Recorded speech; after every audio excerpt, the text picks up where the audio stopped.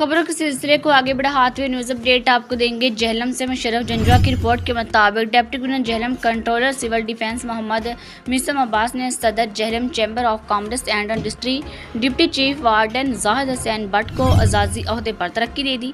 जेहलम के मकामी marriage hall में deputy chief warden Zahid Bhatt के एजाज में हलफबरदारी की पुरवकार तकरीब मुनक्किद की गई। हलफबरदारी की तकरीब में civil defence officer Mohammad Farhan, chief warden Chaudhry Bilal Arif ने deputy chief warden Zahid Bhatt को कराउन लगाए। इस मौका पर हाजी जाहिद भट्ट का कहना था कि मुझ पर जिस इत्मीनान का इजहार किया गया है, इस पर पूरा उतरने की पूरी कोशिश करूंगा।